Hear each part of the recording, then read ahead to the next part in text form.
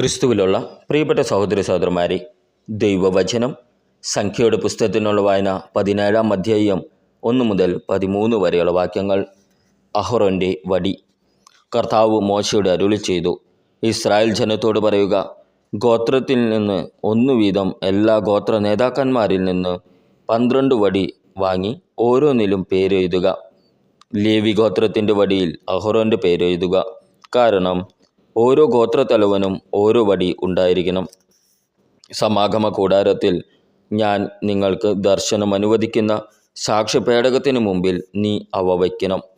ഞാൻ തിരഞ്ഞെടുക്കുന്നവൻ്റെ വടി തളിർക്കും. അങ്ങനെ നിങ്ങൾക്കെതിരായുള്ള ഇസ്രായേൽ ജനത്തിൻ്റെ പിറുപിറുപ്പ് ഞാൻ അവസാനിപ്പിക്കും. മോശ ഇസ്രായേൽ ജനത്തോട് സംസാരിച്ചു.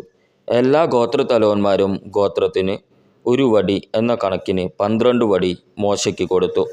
അഹ്റോന്റെ വടി മറ്റു വടികളോടൊപ്പം ഉണ്ടായിരുന്നു. സാക്ഷ്യകൂടാരത്തിൽ കർത്താവിൻ്റെ മുമ്പിൽ മോശ വടികൾ വച്ചു. പിറ്റേ ദിവസം മോശ സാക്ഷ്യകൂടാരത്തിലേക്ക് ചെന്നു.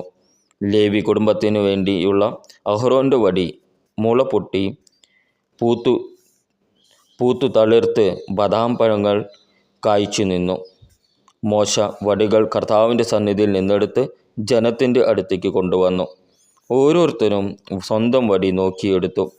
കർത്താവ് മോശയോട് അരുളി ചെയ്തു, അവരുടെ പിറുപിറുപ്പ് അവസാനിപ്പിക്കുന്നതിനും അവർ മരിക്കാതിരിക്കുന്നതിനും കലഹക്കാർക്ക് ഒരടയാളമായി സൂക്ഷിക്കുന്നതിനും വേണ്ടി അഹ്റോന്റെ വടി സാക്ഷ്യപേടകത്തിനു മുമ്പിൽ വയ്ക്കുക. മോശ അപ്രകാരം ചെയ്തു. കർത്താവ് കൽപ്പിച്ചതുപോലെ അവൻ പ്രവർത്തിച്ചു. ഇസ്രായേൽ ജനം മോശയോട് പറഞ്ഞു, ഇതാ ഞങ്ങൾ മരിക്കുന്നു, ഞങ്ങൾ നശിക്കുന്നു, ഒന്നൊഴിയാതെ ചത്തൊടുങ്ങുന്നു. കർത്താവിൻ്റെ കൂടാരത്തെ സമീപിക്കുന്ന ഏവനും മരിക്കുന്നു. ഞങ്ങളെല്ലാവരും നശിക്കണമോ? സംഖ്യയുടെ പുസ്തകത്തിനുള്ള വായന 18-ാം അധ്യായം 1 മുതൽ 32 വരെയുള്ള വാക്യങ്ങൾ. പുരോഹിതനും ലേവ്യരും. കർത്താവ് അഹ്റോനോട് അരുളി ചെയ്തു, നീയും പുത്രന്മാരും നിന്റെ പിതൃഭവനം മുഴുവനും വിശുദ്ധ സ്ഥലത്ത് സംഭവിക്കുന്ന അകൃത്യങ്ങൾക്ക് ഉത്തരവാദികളായിരിക്കും. നിങ്ങളുടെ പൗരോഹിത്യ ശുശ്രൂഷ സംബന്ധിച്ചുണ്ടാകുന്ന തെറ്റുകൾ നീയും പുത്രന്മാരും ഏറ്റെടുക്കണം. നീയും പുത്രന്മാരും സാക്ഷ്യകൂടാരത്തിന് മുമ്പിൽ വരുമ്പോൾ നിങ്ങളെ സഹായിക്കുന്നതിന് നിന്റെ പിതൃഗോത്രജരായ ലേവ്യ സഹോദരന്മാരെയും കൊണ്ടുവരിക. അവർ നിങ്ങളെ പരിചരിക്കുകയും കൂടാരത്തിലെ പരിചാരക വൃത്തികൾ അനുഷ്ഠിക്കുകയും ചെയ്യട്ടെ. എന്നാൽ വിശുദ്ധ മന്ദിരത്തിലെ പാത്രങ്ങളെയോ ബലിപീഠത്തെയോ അവർ സമീപിക്കരുത്. സമീപിച്ചാൽ അവരും നിങ്ങളും മരിക്കും. അവർ നിങ്ങളുടെ കൂടെ നിന്ന് സമാഗമ കൂടാരത്തിലെ സകല ജോലികളും ചെയ്യണം. മറ്റാരും നിങ്ങളെ സമീപിക്കരുത്. ഇസ്രായേൽ ജനത്തിൻ്റെ മേൽ ഇനിയൊരിക്കലും ക്രോധം പതിക്കാതിരിക്കാൻ വിശുദ്ധ മന്ദിരത്തിൻ്റെയും ബലിപീഠത്തിൻ്റെയും ചുമതലകൾ നിങ്ങൾ തന്നെ വഹിക്കണം. നിന്റെ സഹോദരന്മാരായ ലേവ്യരെ ഇസ്രായേലിൽ നിന്ന് ഞാൻ വേർതിരിച്ചെടുത്തിരിക്കുന്നു. സമാഗമ കൂടാരത്തിൽ ശുശ്രൂഷ ചെയ്യുന്നതിന് കർത്താവിനുള്ള ദാനമായി അവരെ ഞാൻ നിങ്ങൾക്ക് തന്നിരിക്കുന്നു. ബലിപീഠവും തിരശ്ശീലയ്ക്ക് പിന്നിലുള്ളവയും സംബന്ധിച്ചുള്ള പൗരോഹിത്യ ശുശ്രൂഷകളെയെല്ലാം നീയും പുത്രന്മാരും അനുഷ്ഠിക്കണം. നിങ്ങൾ തന്നെ അത് ചെയ്യണം. പൗരോഹിത്യ ശുശ്രൂഷ നിങ്ങൾക്കുള്ള ദാനമാണ്. മറ്റാരെങ്കിലും അതിൽ തുനിഞ്ഞാൽ അവൻ മരണശിക്ഷ അനുഭവിക്കണം. പുരോഹിതരുടെ വിഹിതം. കർത്താവ് അഹ്റോനോട് അരുളി ചെയ്തു, ഇസ്രായേൽ ജനം എനിക്ക് സമർപ്പിക്കുന്ന കാഴ്ചകൾ നിങ്ങളെ ഞാൻ ഏൽപ്പിച്ചിരിക്കുന്നു. അവ നിനക്കും നിന്റെ പുത്രന്മാർക്കും എന്നേക്കുമുള്ള ഓഹരിയായിരിക്കും. ബലിപീഠത്തിലെ അഗ്നിയാൽ ദഹിപ്പിക്കാതെ മാറ്റിവെക്കുന്ന അതിവിശുദ്ധ വസ്തുക്കളിൽ അവർ എനിക്കർപ്പിക്കുന്ന വഴിപാടുകൾ, ധാന്യബലികൾ, പാപപരിഹാര ബലികൾ, പ്രായശ്ചിത്ത ബലികൾ എന്നിവ നിന്റെ ഓഹരിയായിരിക്കും. ഇവ നീയും പുത്രന്മാരും അതിവിശുദ്ധമായി കരുതണം. വിശുദ്ധമായ ഒരു സ്ഥലത്ത് വച്ച് അത് ഭക്ഷിക്കണം. പുരുഷന്മാർക്കെല്ലാം അതിൽ നിന്ന് ഭക്ഷിക്കാം. അത് വിശുദ്ധമാണ്. ഇസ്രായേൽ ജനം നൽകുന്ന സകല നേർച്ചകളും അവരുടെ നീരാഞ്ജനവും നിൻ്റേതായിരിക്കും. ഇവ നിനക്കും പുത്രന്മാർക്കും പുത്രിമാർക്കും ശാശ്വതാവകാശമായി ഞാൻ തന്നിരിക്കുന്നു. നിന്റെ കുടുംബത്തിൽ ശുദ്ധിയുള്ളവർക്കെല്ലാം അതിൽ നിന്ന് ഭക്ഷിക്കാം. ഇസ്രായേലിൽ ആദിഫലമായി കർത്താവിന് സമർപ്പിക്കുന്ന ഏറ്റവും വിശിഷ്ടമായ എണ്ണയും വീഞ്ഞും ധാന്യവും ഞാൻ നിനക്ക് നൽകുന്നു. അവർ കർത്താവിന് കൊണ്ടുവരുന്ന തങ്ങളുടെ ദേശത്തെ ആദ്യം പാകമാകുന്ന ഫലങ്ങൾ നിനക്കുള്ളതായിരിക്കും. നിന്റെ കുടുംബത്തിൽ ശുദ്ധിയുള്ളവർക്കെല്ലാം അതിൽ നിന്ന് ഭക്ഷിക്കാം. ഇസ്രായേലിൽ ദൈവത്തിന് പ്രതിഷ്ഠിക്കപ്പെട്ടതൊക്കെയും നിനക്കുള്ളതായിരിക്കും.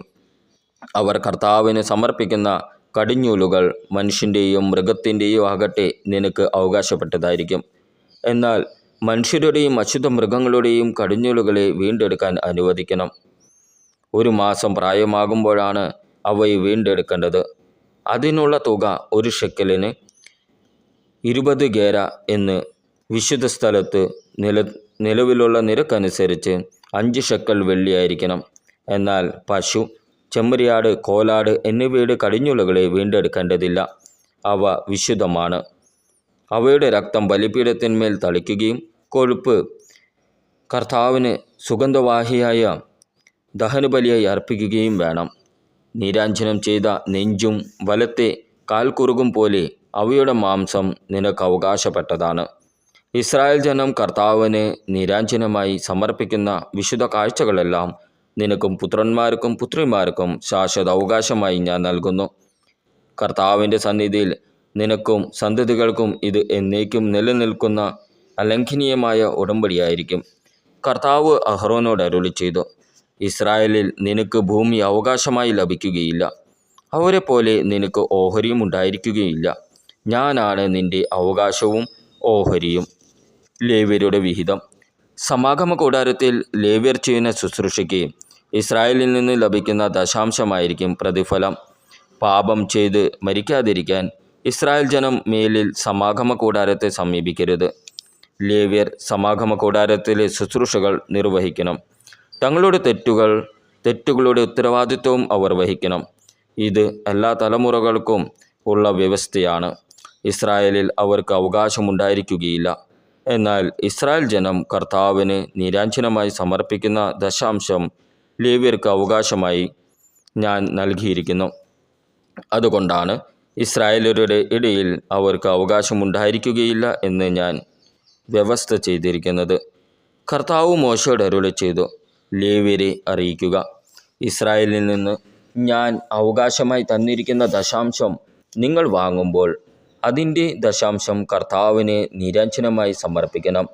നിങ്ങളുടെ ഈ കാഴ്ച മെതിക്കളത്തിൽ നിന്നുള്ള ധാന്യം പോലെയും നിറഞ്ഞ ചക്കിൽ നിന്നുള്ള വീഞ്ഞു പോലെയും പരിഗണിക്കപ്പെടും. ഇസ്രായേലിൽ നിന്ന് സ്വീകരിക്കുന്ന ദശാംശങ്ങളിൽ നിന്നെല്ലാം നിങ്ങൾ കർത്താവിന് നീരാഞ്ജനം അർപ്പിക്കണം. കർത്താവിനുള്ള ഈ കാഴ്ച പുരോഹിതനായ അഹ്റോന് കൊടുക്കണം. നിങ്ങൾക്ക് ലഭിക്കുന്ന കാഴ്ചകളിൽ ഏറ്റവും ശ്രേഷ്ഠവും വിശുദ്ധവും ആയതിൽ നിന്ന് കർത്താവിൻ്റെ നീരാഞ്ജനം അവിടത്തേക്ക് സമർപ്പിക്കണം. ആകയാൽ നീ അവരോട് പറയുക, ഉത്തമ ഭാഗം അർപ്പിച്ചു കഴിഞ്ഞ് ബാക്കിയുള്ളത് ധാന്യവും മുന്തിരിയും പോലെ ലേവ്യർക്കുള്ളതാണ്. സമാഗമ കൂടാരത്തിൽ ചെയ്യുന്ന ജോലിക്കുള്ള പ്രതിഫലമാകിയാൽ നിങ്ങൾക്കും കുടുംബങ്ങൾക്കും അത് എവിടെ വെച്ച് വേണമെങ്കിലും ഭക്ഷിക്കാം. ഏറ്റവും നല്ല ഭാഗം നീരാഞ്ജനം ചെയ്തു കഴിഞ്ഞാൽ പിന്നെ അതുനിമിത്തം നിങ്ങൾക്ക് കുറ്റമുണ്ടാകുകയില്ല. ഇസ്രായേൽ അർപ്പിച്ച വിശുദ്ധ വസ്തുക്കളെ നിങ്ങൾ അശുദ്ധമാക്കുന്നില്ല, അതുകൊണ്ട് നിങ്ങൾ മരിക്കുകയില്ല. നമ്മുടെ കർത്താവായ ഈശോ മിശിഹായ്ക്ക് സ്തുതി.